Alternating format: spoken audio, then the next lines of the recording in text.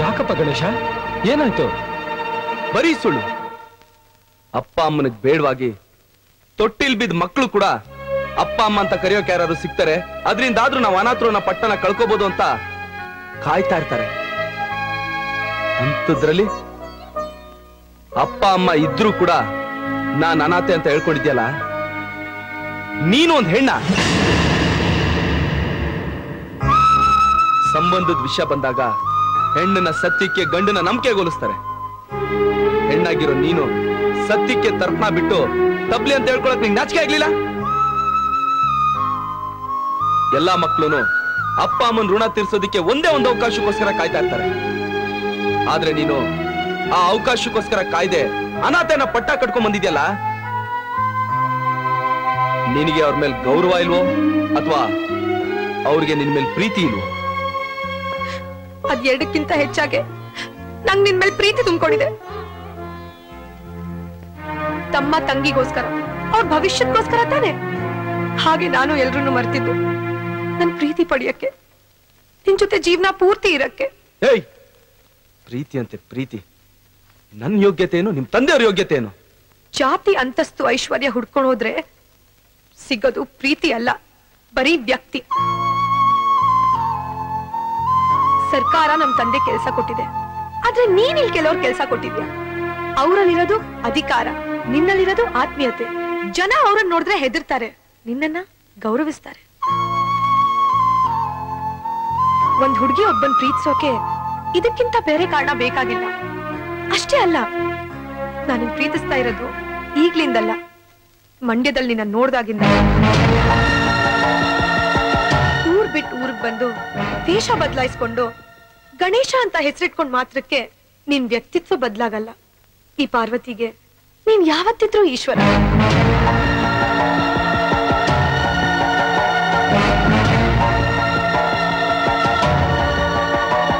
ನನ್ನನ್ನು ಪ್ರೀತಿಸ್ತಾ ಇರೋ ಅಮ್ಮ ಅಪ್ಪನ್ ಬಿಟ್ಟು ಬಂದಿದ್ದಕ್ಕೆ ಋಣ ಅಂತ ದೊಡ್ಡ ದೊಡ್ಡಾಗಿ ಮಾತಾಡ್ದಿಯಲ್ಲ. ಇಡೀ ಊರೇ ನಿನ್ನ ಪ್ರೀತಿಸ್ತಾ ಇದ್ರು, ಅವ್ರನ್ನೆಲ್ಲ ಬಿಟ್ಟು ಬಂದು ಆ ಮಣ್ಣಿನ ಋಣ ಮರ್ತಿದ್ಯಾಕೆ? ಈ ಪಾರ್ವತಿ ಯಾವತ್ತಿದ್ರು ನಿನ್ ಜೊತೆನೆ ಇರೋದು. ಅದ್ ನಿನ್ ಊರಲ್ಲಿ ಇದ್ರೂ ಸರಿನೇ, ಅಥವಾ ಆ ಈಶ್ವರನ್ ತರ ಊರ್ ಬಿಟ್ಟು ಸ್ಮಶಾನಕ್ಕಾದ್ರೂ ಸರಿನೇ. ಇದನ್ನು ಮೀರಿ ನಿನ್ನಿಂದ ದೂರ ಆಗಕ್ ಪ್ರಯತ್ನ ಪಟ್ರೆ ನೀನೇ ನಿಲ್ದಿದ್ರು ಸರಿನೇ, ಸ್ಮಶಾನದಲ್ಲಾದ್ರೂ ನಿನ್ಗೋಸ್ಕರ ಕಾಯ್ತಾ ಇರ್ತೀನಿ, ನಿನ್ನೇ ಸೇರ್ತೀನಿ.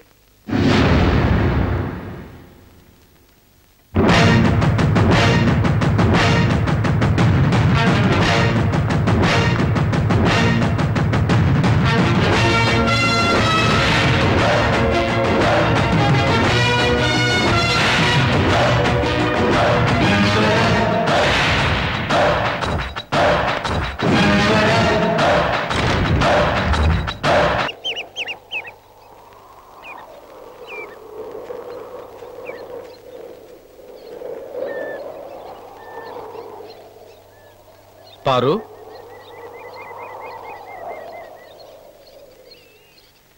ನೀನ್ ಈಶ್ವರನ ತಪ್ಪಾಗಿ ತಿಳ್ಕೊಂಡಿದ್ಯಮ್ಮ.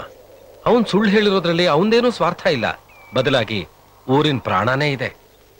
ಅದೇನು ಅಂತ ಹೇಳಕ್ಕಾಗದೆ ಇರೋಕೆ ಪ್ರಾಣ ಹೋಗುವಂತ ರಹಸ್ಯನ, ಇಲ್ಲ ಹೇಳಿದ್ರೆ ಬಾಯಿ ಹೊಲ್ಸಾಗುವಂತ ಹೇಸಿಗೆ ಕೆಲ್ಸನ?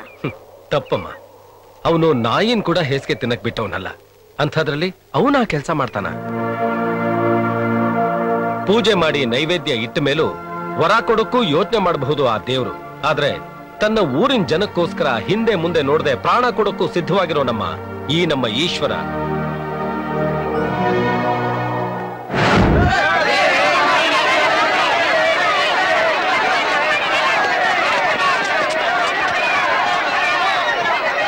ನೋಡಿ, ಎಲ್ರೂ ಸಮಾಧಾನವಾಗಿರಿ. ಇಲ್ಲಿ ಯಾರು ಬಂದು ಗಲಾಟೆ ಮಾಡಬಾರ್ದು. ನೀವೇನೇ ಹೇಳೋದಿದ್ರು ಕೋರ್ಟಿಗೆ ಬಂದು ಹೇಳಿ. ದಯವಿಟ್ಟು ಗಲಾಟೆ ಮಾಡಬೇಡಿ, ದಯವಿಟ್ಟು. ನನ್ ಮತ್ ಅವ್ನ ಅರೆಸ್ಟ್ ಮಾಡೋದ ತಪ್ಪ ಅವ್ರು ಏನಪ್ಪ ಮಾಡಿದ್ದಾರೆ? ಅದನ್ನ ಕೋರ್ಟ್ ಅಲ್ಲಿ ಜಡ್ಜ್ ಹೇಳ್ತಾರೆ. ಬೇಡಪ್ಪ, ಇದೆಲ್ಲ ಅವ್ರದ್ದೇನು ತಪ್ಪಿಲ್ಲ. ಬೇಕಿದ್ರೆ ನೀನ್ ಕಾಲಕ್ಕೆ ಬಿಡ್ತೀನಿ, ನನ್ ಗಂಡನ್ ಬಿಟ್ಬಿಡಪ್ಪ. ಮಾಚೆ ಮಾಚೆ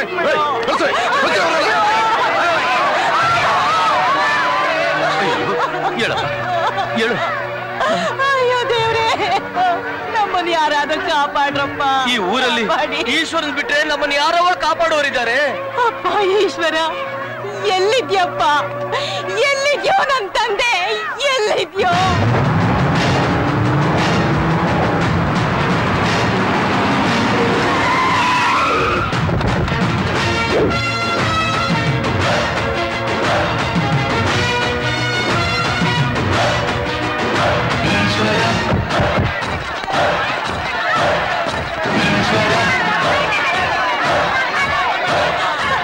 ಈಶ್ವರಪ್ಪ, ನಮ್ಮಯ್ಯ ಅಂತೀನಪ್ಪ, ನಮ್ ಗಂಡದನ್ನ ಕಾಪಾಡಪ್ಪ. ನೀನೇ ಕಾಪಾಡ್ಬೇಕಪ್ಪ, ಕಾಪಾಡ್ಬೇಕು. ನಮ್ ಗಂಡಿರೋ ಏನ್ ತಪ್ಪು ಮಾಡಿದಾರೋ ಏನೋ ಗೊತ್ತಿಲ್ಲ. ಪೊಲೀಸ್ನವ್ರು ಹಿಡಿದು ಒಳಗಡೆ ಹಾಕ್ಬಿಟ್ಟಿದ್ದಾರೆ. ಹೇಗಾದ್ರೂ ಮಾಡಿ ನಮ್ ಗಂಡನ್ನ ಕಾಪಾಡಪ್ಪ. ನೋಡಿಮ್ಮ, ನೀವೆಲ್ಲ ಧೈರ್ಯವಾಗಿರಿ. ನಿಮ್ಮವ್ರಿಗೆ ಯಾರಿಗೂ ಏನೂ ಆಗಲ್ಲ. ನಾನು ಇದೀನಲ್ಲ.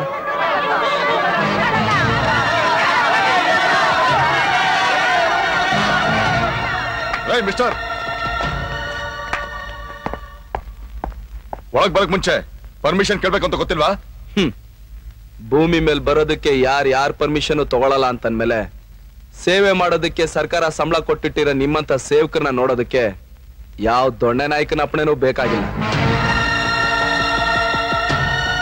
ನಮ್ಮ ರೈತರನ್ನ ಯಾವ ಕಾರಣಕ್ಕೋಸ್ಕರ ಅರೆಸ್ಟ್ ಮಾಡಿದಿರಾ? ಸುಮ್ನೆ ಅರೆಸ್ಟ್ ಮಾಡೋದಕ್ಕೆ ನಮ್ಗೇನು ಹುಚ್ಚು ನಾಯಿ ಕಡ್ದಿಲ್ಲ. ಅದ್ ನಮಗೂ ಗೊತ್ತು. ಆದ್ರೆ ಯಾವ ದೊಡ್ಡ ಮನುಷ್ಯರ ಮನೆ ನಾಯಿ ಬೊಗಳ್ತು ಅಂತ ಸ್ವಲ್ಪ ಹೇಳ್ತೀರಾ? ಮಿಸ್ಟರ್ ಈಶ್ವರ್, ಪ್ರತಾಪ್, ಯಾರ ಹತ್ರ ಹ್ಯಾಕ್ ಬಿಹೇವ್ ಮಾಡ್ಬೇಕು ಅಂತ ಗೊತ್ತಿಲ್ಲ ನಿಮ್ಗೆ? ಈಶ್ವರ್, ನೀವೇ ಬರಕ್ ಹೋದ್ರಿ? ಇವ್ರನ್ನೆಲ್ಲ ಏನಕ್ಕೆ ಅರೆಸ್ಟ್ ಮಾಡಿದಿರಾ ಸರ್? ಇವರು ಬೆಳೆ ಬೆಳೆಯೋ ಭೂಮಿಲಿ ದೇಶಕ್ಕೆ ಮಾರ್ಕವಾಗಿರೋ ಗಾಂಜಾ ಬೆಳೆ ಬೆಳೆಯೋದನ್ನ ನಮ್ಮವರು ಸಾಕ್ಷ್ಯ ಸಮೇತ ರೆಡ್ ಹ್ಯಾಂಡ್ ಆಗಿಡ್ತಿದ್ದಾರೆ.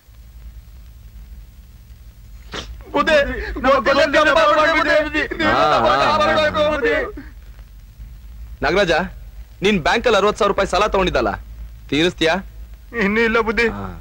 ನಿನ್ ಮಗಳ ಮದುವೆಗೆ ಅಂತ 35,000 ರೂಪಾಯಿ ಸಾಲ ತಗೊಂಡಲ್ಲ, ಏನಾಯ್ತು?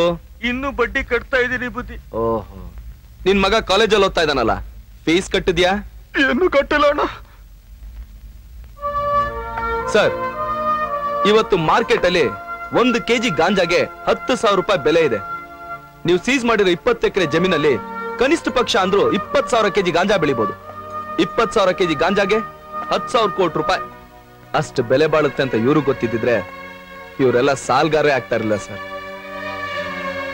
ಇವತ್ತು ನಮ್ಮ ರೈತರ ಪರಿಸ್ಥಿತಿ ಹೇಗಿದೆ ಅಂತಂದ್ರೆ, ಒಂದು ಮಳೆ ಬರ್ದೆ ಬರ ಸುತ್ಕೊಳ್ಳುತ್ತೆ, ಇಲ್ಲ ಮಳೆ ಹೆಚ್ಚಾಗಿ ಇರೊಬ್ಬರ ಬೆಳೆ ಎಲ್ಲ ಕೊಚ್ಕೊಂಡು ಹೋಗ್ಬಿಡುತ್ತೆ.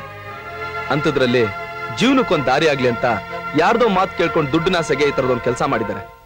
ಅದೇನೋ ಹೇಳ್ತಾರಲ್ಲ ಸರ್, ಹಣ್ಣು ತಿನ್ನೊಂದು ಸಿಗಾಕೊಳ್ಳಲ್ಲ, ಸಿಪ್ಪೆ ತಿನ್ನೊಂದು ಸಿಗಾಕೊಂಡ ಅಂತ ನೀವು ಇವ್ರನ್ನ ಅರೆಸ್ಟ್ ಮಾಡಿದಿರಲ್ಲ ಸರ್. ಇಡೀ ದೇಶಕ್ಕೆ ಅನ್ನ ಕೊಡೋ ರೈತ ತನ್ನ ಬಾಯಿಗೆ ಯಾವತ್ತೂ ಮಣ್ಣು ಹಾಕೊಳ್ಳಲ್ಲ. ಇದು ನಿಮ್ಗೂ ಗೊತ್ತಲ್ಲ ಸರ್. ಕಾಕಿ ಕಾನೂನಿನ ಕವಚ ಆಗಿರ್ಬೇಕು, ಕಾಕಿ ಹಿಂದೆ ಕರುಣೆನೂ ಇರ್ಬೇಕು. ಆಗ್ಲೇ ಮನುಷ್ಯರನ್ನ ಕಾಪಾಡೋದನ್ನ ಬಿಟ್ಟು ಮನುಷ್ಯತ್ವನ ಕಾಪಾಡೋಕ್ಕಾಗೋದು. ದಯವಿಟ್ಟು ಅವ್ರನ್ನ ರಿಲೀಸ್ ಮಾಡಿ ಸರ್. ನೀವೀಗ್ಲೂ ಅವ್ರನ್ನ ರಿಲೀಸ್ ಮಾಡ್ಲಿಲ್ಲ ಅಂತಂದ್ರೆ ಒಂದಳ್ಳಿ ಜೊತೆಗೆ ಇನ್ನೂ 16 ಹಳ್ಳಿ ಸೇರ್ಕೊಂಡು ಊರ್ಗೂರೇ ಸುಟ್ಟು ಭಸ್ಮ ಆಗೋಗುತ್ತೆ. ಪ್ರತಾಪ್ ಸರ್, ಅವ್ರನ್ನ ರಿಲೀಸ್ ಮಾಡಿ. Okay sir.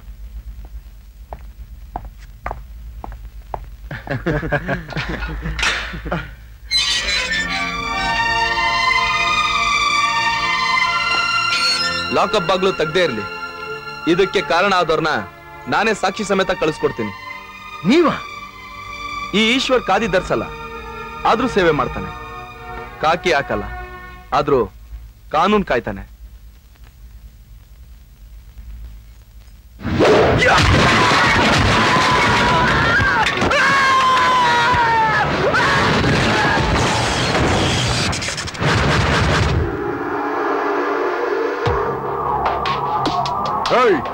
ನೀನ್ಯಾಕ ಬಂದೆ? ಭೂಮಿನ ಉತ್ತು ಬೆಳೆನ ಬೆಳೆದು ಭವಿಷ್ಯ ಕಟ್ಟೋ ರೈತರ ಬಾಯಿಗೆ ಮಣ್ಣಾಕೋ ಕೈ ಯಾವುದು ಅಂತ ಹುಡುಕೊಂಬಂದೆ. ಬಂದ್ರೇನೋ ಪ್ರಯೋಜನ? ಏನೋ ಮಾಡ್ತೀಯಾ? ಮಾಡಿರೋ ತಪ್ಪನ ಒಪ್ಕೊಂಡು ಸಂಧಾನಕ್ಕೆ ಬಂದ್ರೆ ನಿನಗ್ ಶಿಕ್ಷೆ ಕಮ್ಮಿ ಮಾಡಿಸ್ತೀನಿ, ಇಲ್ಲ ಯುದ್ಧನೂ ಮಾಡ್ತೀನಿ. ಓ, ಯುದ್ಧನೂ ಮಾಡ್ತೀಯಾ? ಎಲ್ಲೋ ನಿನ್ ಸೈನ್ಯ? ನಾನ್ ನಂಬಿರೋ ಜನರೇ ನನ್ನ ಸೈನ್ಯ, ಅವ್ರ ಆಶೀರ್ವಾದನೇ ನನ್ನ ಆಯುಧ, ಅವ್ರ ಪ್ರೀತಿನೇ ನನಗ್ ಶಕ್ತಿ ಕಣೋ. ಏಯ್ ಅವನಿಗೆ ಜನರ ಎಲ್ಲ ಅಂತೆ, ಅವರೇ ಬಂದು ಎತ್ಕೊಂಡು ಹೋಗ್ಲಿ, ಹೊಡೆದಾಕ್ರೋ.